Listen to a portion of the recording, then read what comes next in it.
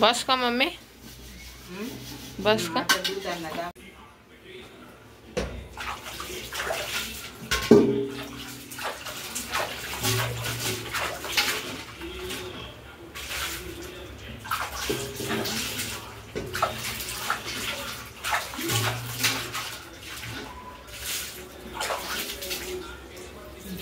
सेना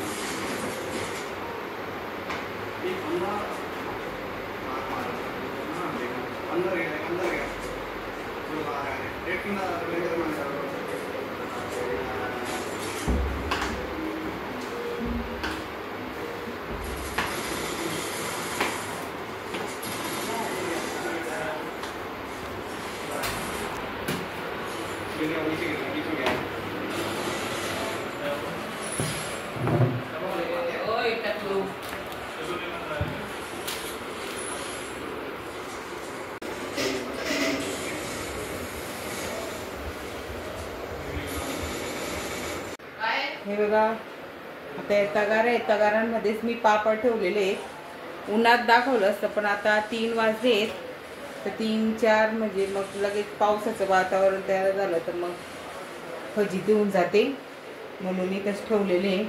5-6 डबे घसून घेतले. हे बघा दिसत असतील, मोठे मोठे जे डबे होते ना ते घसून काढलेले आहेत आणि उन्हात ठेवलेले आहे. थोडंसं ऊन आलेलं आहे आणि सोमने पोचा वगैरे मारून दिलेला आहे म्हणून. आणि त्याच्यानंतर अजून रद्दी पण काढली, मुलांची पुस्तकं वगैरे होते. हा बघा, हॉल पण मस्त क्लीन करून देऊन दिलाय, क्लीन केला, पोचा मारला मस्त. सोमने सगळ्या रूमांना पोचा मारून दिला, रद्दी काढली, सगळे रूम क्लीन झालेले आहेत आता. आणि 3 वाजून गेले. सगळं कामं करता करता म्हणजे सकाळचे 6 वाजेपासून कामाला सुरुवात केलेली होती, टिफिनपासून तर आतापर्यंत. म्हणजे अजून पण बरीच काम आहे. आज देवपूजा तर झाली नाही, आता संध्याकाळी दिवा वगैरे लावून सेवा पण असतात, त्या पण करावे लागतात.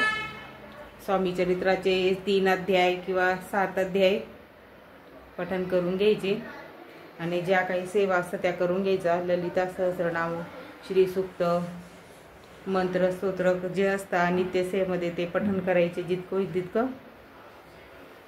तर चला, अजून बरीच अशी कामं आहेत.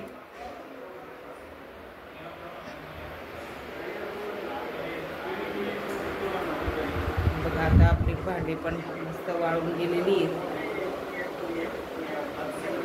इकडं हे बघा, पण भांडी वाळत आहे मस्त उन्हामध्ये.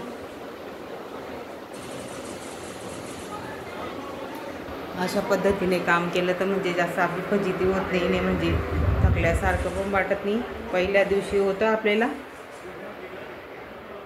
पहिल्या दिवशी होत असतं, कारण की पहिल्या दिवशी सगळी साफसफाई वगैरे आणि जिथलं तिथं. आता एवढं अवघड काही जाणार नाही मला. 2-3 दिवसात सर्व भांडे वगैरे घासले जातील.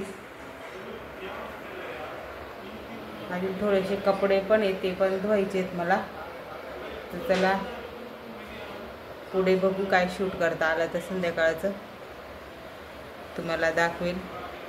आता तर 3 वाजलेत, मुलं TV बघताय. हे बघा, आता हे बघा, सोहमने पोचा मारून दिला, आता TV बघतोय तो. भांडे पण म्हणजे धुवून दिले त्याने, मी घासले.